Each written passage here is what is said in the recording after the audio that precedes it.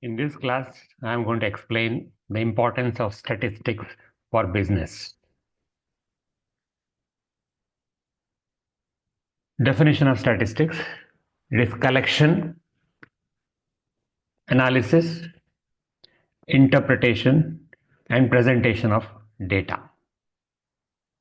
So collection can be done by various ways, from surveys, by interviews, using Google Forms, SurveyMonkey type of survey tools.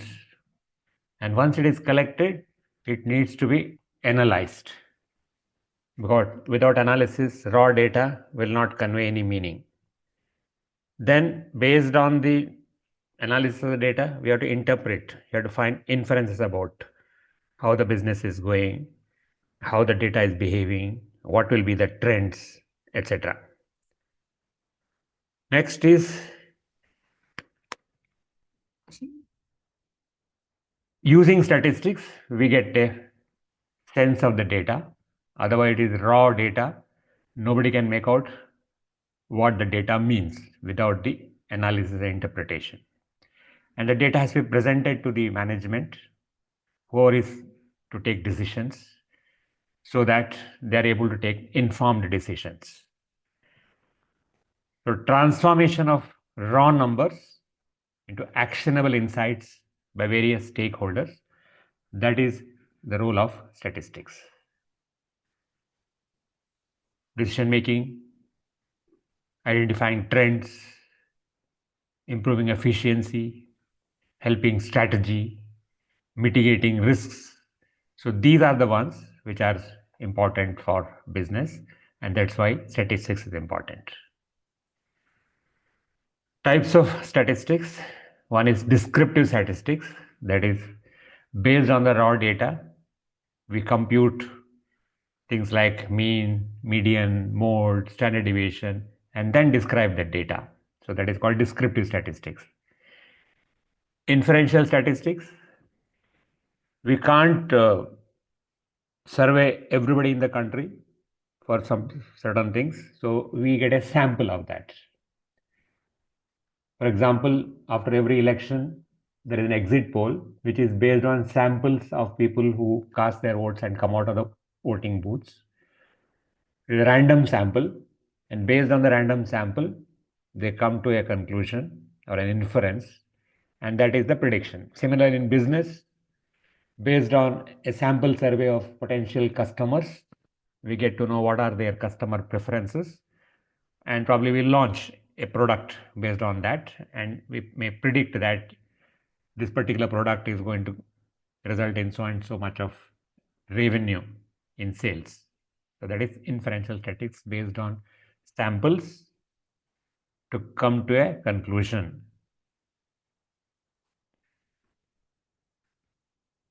So statistics helps in pricing the product, budgeting, how much money is to be spent, how much money is to be spent on marketing,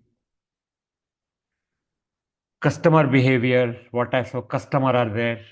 For example, if you have seen Amazon, if you search for some item, next time you enter Amazon, when you log into Amazon, it gives you suggestions of such products.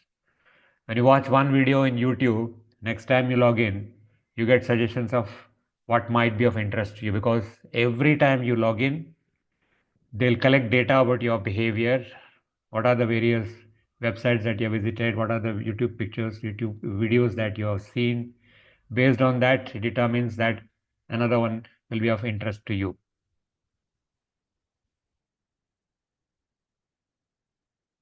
Market research is all about collection of data, and based on data, forecasting future market and customer buying behavior. Product quality improvement: when you measure the quality of the product, you're able to come to a conclusion whether it's meeting the purpose or not. The best known tool for that is called Six Sigma, which was popularized and started by Motorola in 1980s, and then still being used by various companies. So it is a methodology by which we aim for 3.4 or less defects per million opportunities. In 1 million opportunities, not more than 3.4 defects are expected if it is a Six Sigma company. And the framework is defining the problem, measuring, that is collection of data to quantify the problem. For example, measure defect rates over 3 months, then analyze why this particular defect is happening. Maybe it's happening because of one faulty machine. Then how to improve.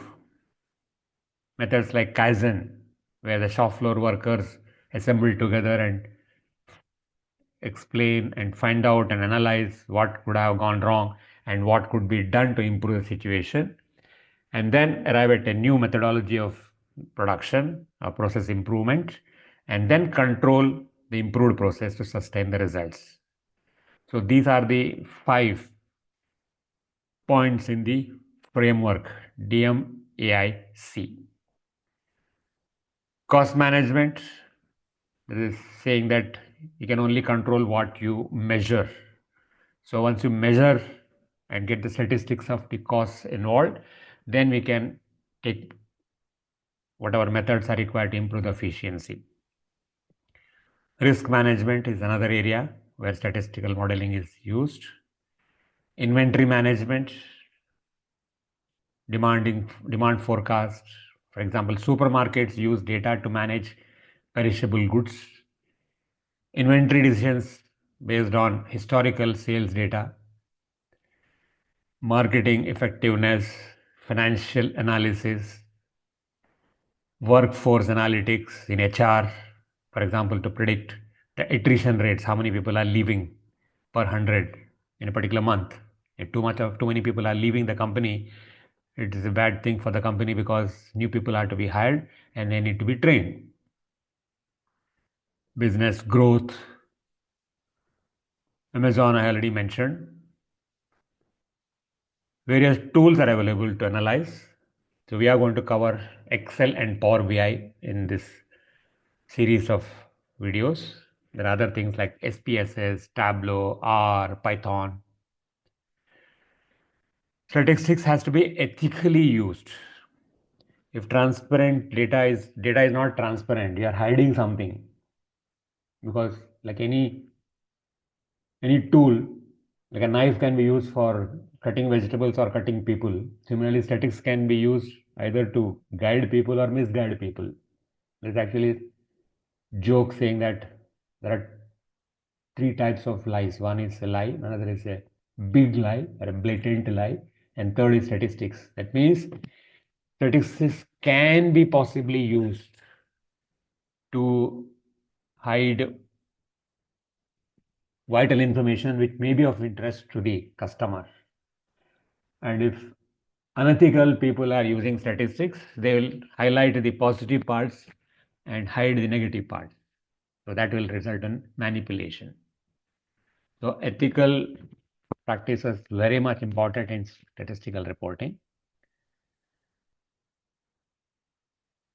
If it is ethical, then accurate, fair and transparent results will be there. If it is unethical, definitely the report will be inaccurate. It will be unfair to the stakeholders and the customers. Basically, you're trying to hide something behind the numbers.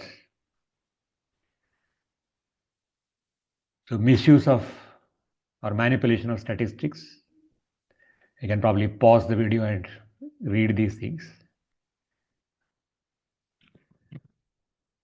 Now, whenever you collect data, the data has to be collected with the consent of the person who is giving the data. If somebody is not interested in giving the data, for example, if I'm conducting a class and I want to ask you, please give me a rating of 1 to 5, 1 being the least and 5 being the best. And if you say, no, I do not want to give my opinion for whatever reason, then we should respect that opinion. Similarly, students, we are asking students about a particular college where they are studying, And if they say, no, I do not want to express my opinion for whatever reason, maybe I do not want to tell bad things about my college to other people, I will rather tell it to the college management. So in that case, it has to be respected. I can't force that person to give me the data. Bias, everyone has got bias. If I look at a person and if I say, consider that this person may not give the data which is good for my survey, because if I say I want to make the company look good in the eyes of everybody, and if I'm looking at that person, I feel that this person may not give a good report about my company, and therefore I do not want to ask that person, you are actually including a bias in your collection method itself. Unethical methods can come in various ways: data manipulation, altering the data. Pharmaceutical company, for example, there is case of AstraZeneca, which conducted pharmaceutical survey, pharmaceutical trials, clinical trials of the COVID vaccine. They did not come out with the entire data. There were some data where the clinical trials had given rise to reactions in the people who took the vaccine during the trial. They did not highlight that. They only highlighted what all positives can be there, and they had to pay for that in courts of law in the US. Graphs can be used to show the data in a proper manner, the fair manner, or they can be made to show distorted data also. Selective reporting, that only pick up the data which is favorable to you and show it in the graph or statistics, while hiding unfavorable results. For example, a marketing team highlights only 5% of the satisfied customers while ignoring 95% who are dissatisfied. You might see in websites sometimes they're all very, very positive reporting is there, positive feedback is there about their website and company. There may be some feedback where it is against the company. So they will not show that in their website. So manipulation can come under various categories. You can read it yourselves by pausing the video. Enron was a company. So you can look up what is Enron, maybe in ChatGPT, what Enron did. And why we are concerned about Enron was because Enron set up a power plant in Ratnagiri, maybe in the 1980s. And Enron distorted their financial data, misleading investors. And one day it was all exposed, and Enron had to close down and file for bankruptcy in the US. And as a result, the power plant in Ratnagiri also went down, and it was financed by Maharashtra government of that time. And we lost a good opportunity of being able to produce electricity way back in 1980s, and we had to struggle further to set up that capacity. So unethically, there's another example of Satyam Computers Limited, Hyderabad-based multinational company. At one time, it was number 4 IT company after TCS, Infosys, Wipro, and fourth was Satyam. They manipulated their financial data. They showed they're having a financial assets of around 7,800 crores, where there was nothing there in the banks. They had only fake receipts of fixed deposit receipts to show to the auditors. The auditors were criticized. Price Waterhouse Coopers was the auditors, and they were also criticized because they also did not transparently not able to show that the money is not there, only fake receipts are there. And one fine day, Satyam had to close down. Future is data science and AI integration, artificial intelligence, real-time analytics, enhanced decision-making tools, and there are AI-driven tools coming for statistical decision-making. So this one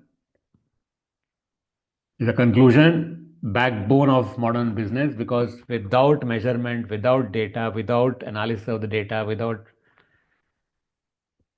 getting inference from the data, we are not able to continue our business. So it